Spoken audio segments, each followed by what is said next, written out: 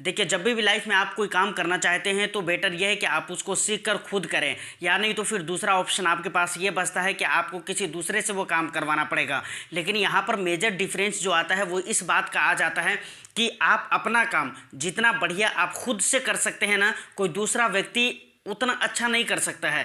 या नहीं तो अगर करेगा भी तो वो आपसे उसके बदले में कुछ लेगा, या फिर हो सकता है कि क्या कहते हैं कि वो अपने मुनाफे के हिसाब से काम करेगा, मतलब अपना फ़ायदा तलाश करेगा। समझ रहे कि नहीं?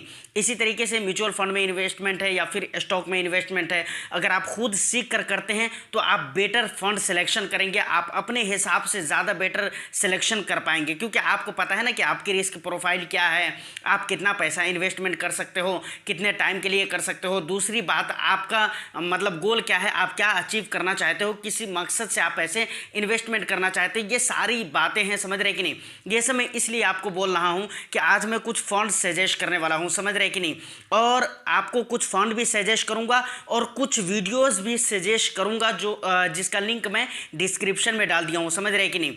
तो यहाँ पर आपको अगर इन्वेस्टमेंट करना है तो सबसे पहले आपको सीखना पड़ेगा, जानना पड़ेगा कि हमको इन्वेस्टमेंट किस तरह के फंड्स में करने चाहिए और किस तरह के फंड्स में इन्वेस्टमेंट करना मेरे लिए ज़्यादा बेटर हो सकता है। आप इस चीज़ को मत देखिए कि फंड्स कौन सा बेटर है, आप ये देखिए कि आप किस पर्पज़ से इन्वेस्टमेंट कर रहे हैं और आपके लिए कौन सा फंड मतलब आपके पर्पज़ के अकॉर्डिंग सही हो सकता है। समझ रहे कि नहीं? एक्चुअली ये वीडियो मैं बना रहा हूँ, हमारे एक व्यूवर मेरे दोस्त मेरे भाई प्रेम कुमार जी, उन्होंने कहा है कि भाई मैं इंडियन आर्मी में हूँ तो आई रिस्पेक्ट यू ब्रदर, क्योंकि Indian army I proud of you and I pray to Allah पाक फॉर योर ब्राइट फ्यूचर। तो सर मैं आपको कहना चाहूँगा कि मैं कोशिश करूँगा कि जितना बढ़िया से बढ़िया हो सके मैं आपको इन्फॉर्म कर सकूँ, इन्फॉर्मेशन दे सकूँ, और मेरे और भी दूसरे व्यूवर्स के लिए भी ये वीडियो ऐसा नहीं कि सिर्फ उनके लिए है ना, उनके कहने पर मैं इस वीडियो को क्रिएट किया हूँ। समझ रहे कि नहीं? बाकी कोई भी इस वीडियो से फ़ायदा उठा सकते हैं। तो कहने का मतलब ये है कि कुछ वीडियो भी सजेस्ट करूँगा, उसको देखने के लिए आपको टाइम देना पड़ेगा। दूसरी बात, कुछ फंड्स भी मैं आपको बताऊंगा और थोड़ा सा काम मैं आपको देना चाहूँगा कि आपको रिसर्च भी अपनी खुद की करनी है, उसके बाद ही आपको इन्वेस्टमेंट करनी है। अगर आप म्यूचुअल फंड में इन्वेस्टमेंट करना चाहते हैं और लार्ज कैप कैटेगरी में कोई फंड अगर आप तलाश कर रहे हैं तो मेरी तरफ से जो बेस्ट फंड है वो रहेगा SBI ब्लू चिप फंड। देखिए, ये मेरा फेवरेट फंड है। समझ रहे कि नहीं? और पिछले 10 साल में जब इसका पास्ट परफॉर्म आप अगर चेक करेंगे तो मेरे ख्याल से टॉप 10 में ये आता है या टॉप 5 में ये आता है। समझ रहे कि नहीं? फंड और बहुत ही बेस्ट फंड है, इसमें कोई डाउट नहीं है। तो इस फंड को आप कंसीडर कर सकते हैं। उसके बाद मिड कैप कैटेगरी का कोई फंड अगर आप लेना चाहते हैं अपनी पोर्टफोलियो के लिए तो मेरे ख्याल से मोतीलाल ओसवाल मिड कैप बहुत ही बेस्ट फंड रह सकता है। समझ रहे कि नहीं? इसका जब आप रिटर्न्स वगैरह देखेंगे तो बहुत ही अच्छा रिटर्न्स भी दिया है। उसके बाद रिस्क वगैरह का मैटर भी ठीक ही ठाक है मिड कैप के अकॉर्डिंग। समझ रहे कि नहीं? देखिए, जब भी आप इक्विटी मार्केट में आते हैं तो हर फंड में रिस्क इन्वॉल्व होता है। अगर कोई लार्ज कैप है तो लार्ज कैप के हिसाब से ही सही, लेकिन रिस्क रहता ज़रूर है। समझ रहे कि नहीं? ऐसा नहीं कि अगर आप इक्विटी में निवेश कर रहे हैं और लार्ज कैप है तो उसमें रिस्क है ही नहीं। नहीं, बिल्कुल रिस्क होता है, कम होता है। लार्ज कैप है तो इसलिए कम होता है। समझ रहे कि नहीं? मतलब comparison to mid cap and small cap. वहीं पर अगर मिड कैप की अगर मैं बात करूं तो कंपैरिजन टू स्मॉल कैप कम रिस्क होता है। समझ रहे कि नहीं? बट रिटर्न्स भी यहां पर कम ही आपको देखने को मिलेंगे। उसके बाद अगर बात की जाए स्मॉल कैप कैटेगरी की तो स्मॉल कैप कैटेगरी में मैं कहना चाहूँगा कि Canara Robeco small cap fund is very good fund, because इस फंड ने बहुत ही अच्छा रिटर्न्स दिया है कई सालों से और अभी प्रेजेंट में भी इसका परफॉर्म बहुत ही अच्छा जा रहा है। समझ रहे कि नहीं? उसके बाद Nippon India multi cap fund में आपको सजेस्ट करना चाहूँगा जो कि बहुत ही बेस्ट फंड है। अब यहाँ पर मैं एक चीज़ आपको बताना चाहूँगा जो कि बहुत ही ज़रूरी है। देखिए, SBI ब्लू चिप फंड ये SBI AMC का फंड है। उसके बाद Motilal Oswal mid cap category में मैंने मोतीलाल ओसवाल का फंड आपको सजेस्ट किया। उसके बाद स्मॉल कैप कैटेगरी में कैनरा रोबेको का फंड लिया है, मल्टी कैप में निपॉन इंडिया का फंड लिया है।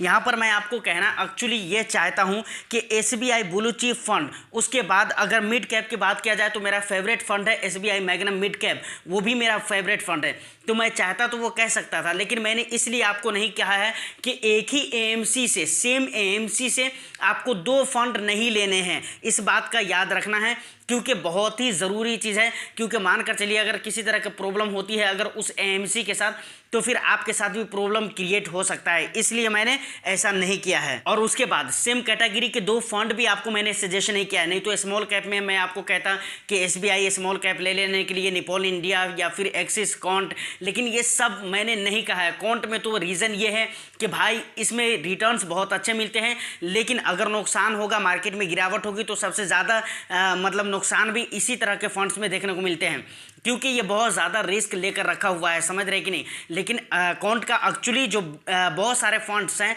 जो अच्छा परफॉर्म कर रहे हैं, रीज़न ये है कि कंसिस्टेंटली उस पर वो लोग काम कर रहे हैं, लेकिन उसके बावजूद भी बहुत ज़्यादा रिस्क रहता है। एक्सिस वगैरह के हाल ये हो चुका है कि इसमें बहुत ज़्यादा चेंजेस होते रहते हैं, मतलब बार बार कुछ ना कुछ चेंजेस होते रहते हैं। निपॉन इंडिया इसलिए नहीं लिया है क्योंकि इसमें लमसम का विंडो क्लोज हो चुका है, एसबीआई में भी लमसम आप नहीं कर सकते हैं। नहीं तो इसीलिए मैंने स्मॉल कैप के लिए कैनरा रोबेको एएमसी से फंड सेलेक्ट किया है। देखिए अब सेम कैटेगरी के 2-3 फंड आप ले लेते तो उसमें प्रॉब्लम क्या आता है मालूम है आपको। मैं ऐसे ही नहीं बोल रहा हूँ हवा हवाई, प्रॉब्लम उसमें आती है भाई। प्रॉब्लम क्या आती है? ओवरलैपिंग की प्रॉब्लम आ जाती है। ओवरलैपिंग किसे कहते हैं? मान लीजिए कि आपके पोर्टफोलियो में 2-3 फंड है जो स्मॉल कैप कैटेगरी का है या फिर लार्ज कैप कैटेगरी का है, मतलब एक मान लीजिए एक्सिस का है या फिर एक एचडीएफसी का है और एक एसबीआई का है। तो आप देखेंगे जहां पर एसबीआई के फंड मैनेजर निवेश कर रहे हैं वहां पर एक्सिस के भी फंड मैनेजर निवेश कर रहे हैं, सेम स्टॉक में एचडीएफसी के भी फंड मैनेजर निवेश कर रहे हैं। तो इसी को कहते हैं ओवरलैपिंग, समझ रहे कि नहीं। और ओवरलैपिंग अगर 25-30% से ज़्यादा हो जाए तो उस तरह आपको निवेश करके कोई फायदा भी नहीं होगा। और आप अगर ये सोचेंगे कि सिर्फ स्मॉल कैप में मैं निवेश कर रहा हूं, यहां पर ज़्यादा रिटर्न्स मिलते हैं, तो फिर कोई फायदा नहीं होने वाला है। क्योंकि आपकी जो मतलब आपके जो फंड्स है ना, उसकी जो शेयर्स होल्डिंग्स हैं वो सेम है। उसके बाद अगर आपने बिल्कुल ही केयरफुली वीडियो देखा है तो आपको ये भी पता चल गया होगा कि मैंने आपको सिर्फ large cap, mid cap, small cap और मल्टी कैप, ये 4 ही कैटेगरी के फंड्स को सजेस्ट किया है। लेकिन जब आप पोर्टफोलियो बनाएंगे तो इसका ये मतलब नहीं कि आपको इन 4 कैटेगरी के ही फंड्स रखने हैं,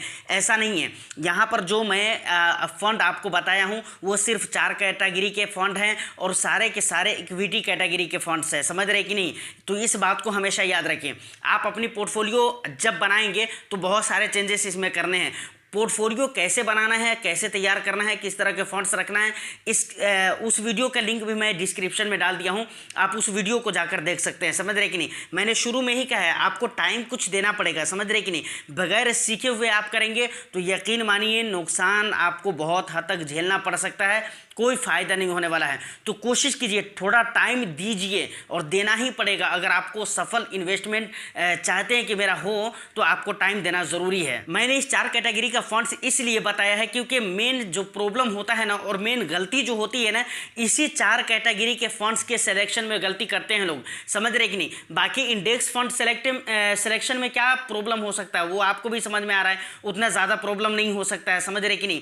उसके बाद और भी आती है हाइब्रिड फंड वगैरह, डेट फंड वगैरह, तो उसमें उतना प्रॉब्लम नहीं है। डेट फंड में मार्केट से मतलब ही नहीं रहता है, समझ रहे कि वो बॉन्ड्स में इन्वेस्टमेंट होते हैं। अब बॉन्ड्स भी बहुत सारे तरीके के होते हैं, लेकिन बहरहाल वहाँ पर बात इतनी तो ज़रूर होती है कि भाई बॉन्ड्स में इन्वेस्टमेंट होने के कारण आपका सेफ इन्वेस्टमेंट रहता है, रिस्क बहुत ही ना के बराबर रहता है। मेन जो पैसे का रिस्क रहता है, पैसे का डर रहता है, पैसे बुरने के डर रहते हैं, वो रहते हैं इन फंड्स में, मतलब इन 4 कैटेगरी के फंड्स में।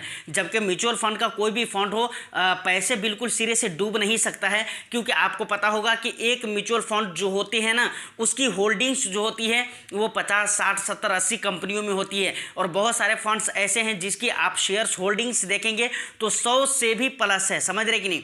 मतलब वो 100 कंपनियों में निवेश कर रहे हैं। अब किसी भी म्यूचुअल फंड से पैसा डूब जाने का मतलब ये होता है कि वो सारी कंपनी का बंद हो जाना, सारी कंपनी का नुकसान में चले जाना, समझ रहे कि नहीं। तो ये एक बहुत बड़ी बात है जो कि पॉसिबल है ही नहीं। तो फिलहाल आज की इस वीडियो में इतना ही। उम्मीद करता हूँ कि वीडियो आपको अच्छी लगी हो।